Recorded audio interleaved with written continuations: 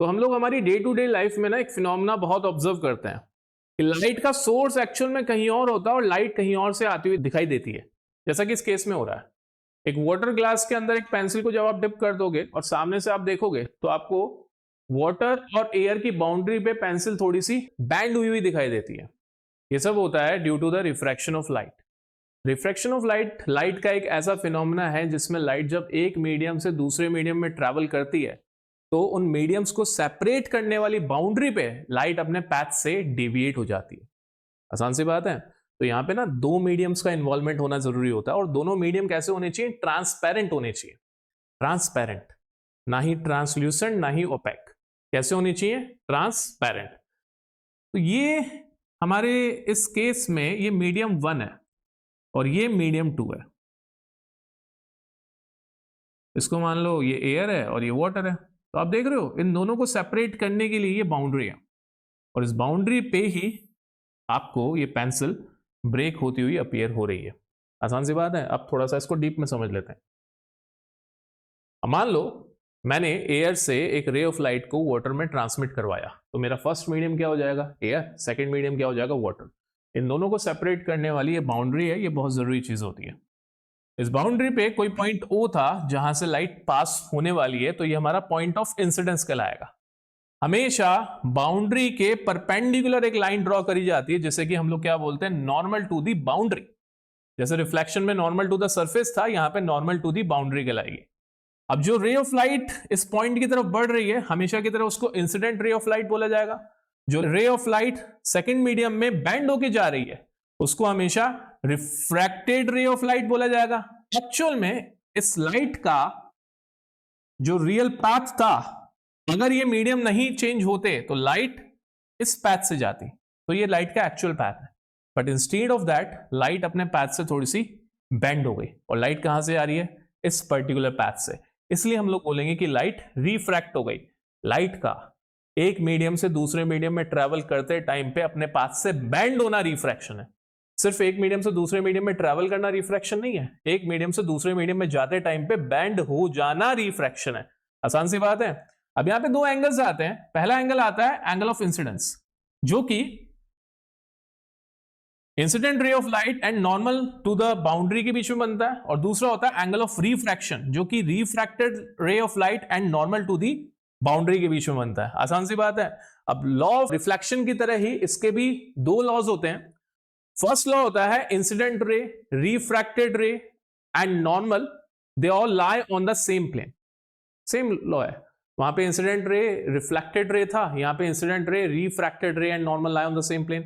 यहां पे second law होता है स्नेल्स लॉ।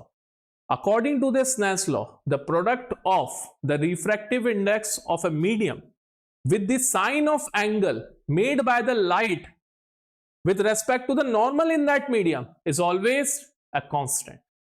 वापस चलते हैं पिछले डायग्राम पे, स्नेल्स लॉ को समझते हैं। देखो हमारा फर्स्ट वाला मीडियम एयर था, जो कि रेयर है, उसको थोड़ा सा आप छोड़ सकते हो फिलहाल के लिए कि रेयर है, डेंस है, उसकी बात हम अभी नहीं कर रहे हैं। इस मीडियम के लिए हम लोगों ने बोल दिया रिफ्रैक्टिव इंडेक्स n1 है, और सेकंड मीडियम के लिए हम लोगों ने बोल दिया रिफ्रैक्टिव इंडेक्स n2 है। तो स्नेल्स लॉ पता है क्या बोलता है? The product of refractive index with the sign of the angle made by the light with respect to the normal in the medium is always constant। So the product of refractive index with the sign of angle made by the light with respect to the normal in the medium is always a constant। Similarly, second medium के लिए refractive index कितना था? n2, और उस medium में light ने normal के साथ में कितना एंगल बनाया? r। तो लाइट ने नॉर्मल के साथ में जितना एंगल बनाया उसका आप साइन ले लो और n2 से मल्टीप्लाई कर दो, ये भी कांस्टेंट हो जाएगा। तो सेकंड केस में n2 साइन r क्या बनेगा? एक कांस्टेंट। तो ये दो इक्वेशंस बनी, फर्स्ट और सेकंड इक्वेशन दोनों ही कांस्टेंट है, तो क्यों ना हम इन दोनों को इक्वल कर दें। तो n1 sine i is equals to क्या हो जाता है? n2 sign r। यही है स्नेल्स लॉ। पर इस स्नेल्स लॉ से अब एक और कंक्लूजन आपको निकलता हुआ दिखेगा। अगर मैं n1 के नीचे n2 को सेंड कर दूं तो मेरे पास में राइट हैंड साइड में क्या हो जाएगा? Sine r upon sine i। और पहचान सकते हो n1 अपॉन n2 क्या है? ये है the relative refractive index of first medium with respect to second medium. तो रिलेटिव रिफ्रैक्टिव इंडेक्स इन एंगल्स के रेशियो में रिप्रेजेंट किया जा सकता है। तो न्यूमेरिकल्स में कभी कभी चीजें इस तरह से घुमा के पूछ ली जाती कि लाइट एक मीडियम से दूसरे मीडियम में जा रही थी, मीडियम 1 में लाइट का एंगल था 30 degree, that was the angle of incidence. Medium 2 में लाइट रिफ्रैक्ट हुई और उसका एंगल बना 60 degree. So what is the relative refractive index of first medium with respect to second medium? Try करो।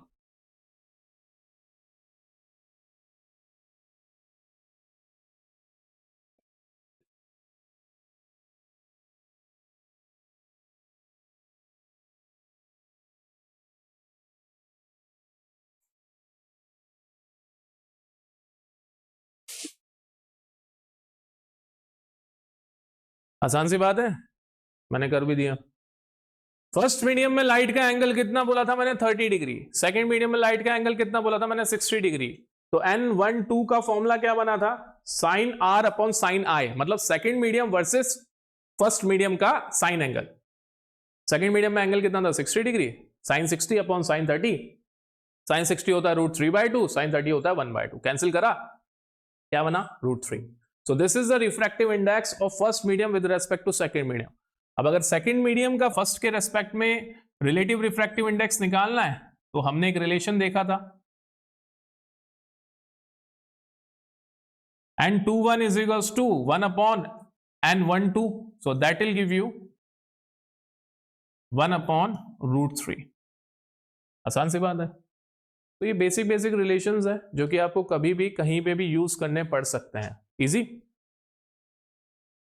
अब रिफ्रैक्शन का कॉज क्या होता है, देखो हम लोगों ने डिफरेंट टाइप के मीडियम्स पढ़े थे जिसमें से लाइट पास हो सकती है। हम लोगों ने ये जाना कुछ मीडियम डेंस होते हैं, कुछ मीडियम रेयर होते हैं। डेंस मीडियम ऐसे मीडियम होते हैं जिसमें लाइट की स्पीड कंपैरेटिवली कम हो जाती है, और रेयर मीडियम्स में लाइट की स्पीड कंपैरेटिवली उतनी कम नहीं होती है इन कंपैरिजन टू वैक्यूम। समझ गए? तो लाइट जब एक मीडियम से दूसरे मीडियम में जाती है, अब ये दो मीडियम क्या होते हैं, डिफरेंट ऑप्टिकल डेंसिटी के होने चाहिए। जो हम डेंस वर्ड यूज करते हैं उसी के लिए आप जो बड़ा वर्ड है ऑप्टिकल डेंसिटी वो यूज कर सकते हो।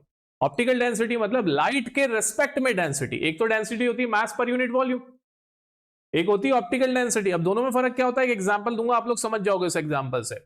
सो लाइट जब एक मीडियम से दूसरे मीडियम में जाती है तो डिफरेंट ऑप्टिकल डेंसिटीज की वजह से या फिर डिफरेंट डेंसिटीज की वजह से या डिफरेंट रिफ्रैक्टिव इंडिसेस की वजह से लाइट की स्पीड अचानक से चेंज होती है। तो इस चेंज इन स्पीड को कंपनसेट करने के लिए लाइट अपने ओरिजिनल पाथ से डेविएट हो जाती है, और जिसको हम लोग बैंडिंग ऑफ लाइट बोलते हैं।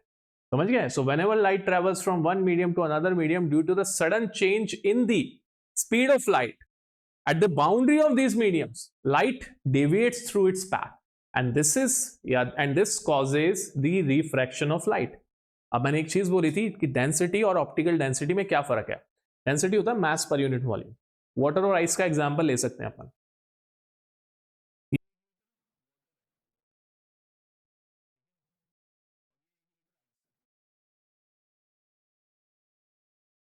होता क्या है, जनरली अगर आप 1 किलोग्राम ऑफ वाटर लोगे और 1 किलोग्राम ऑफ आइस लोगे तो आइस की डेंसिटी, आइस की जनरल मास डेंसिटी, जिसको हम जनरल डेंसिटी बोलते थे अब तक, उसका पूरा नाम होता है मास डेंसिटी। तो आइस की मास डेंसिटी वाटर से कम होती है। मास डेंसिटी का मतलब है मास पर यूनिट वॉल्यूम, और यही रीजन है कि आइस वाटर पे फ्लोट करती है अकॉर्डिंग टू आर्किमिडीज प्रिंसिपल। जिस चीज की डेंसिटी कम होती है वो वाटर पे फ्लो करती है। किससे कम होती है? वाटर से कम होती है।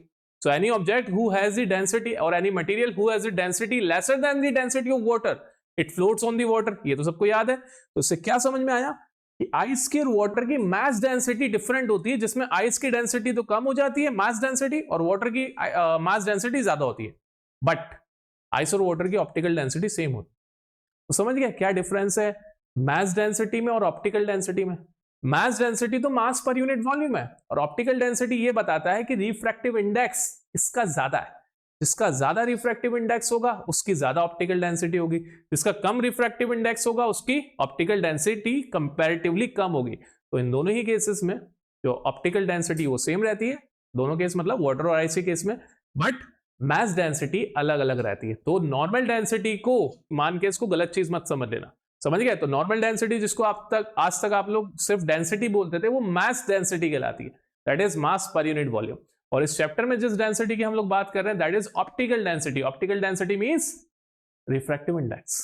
Got it?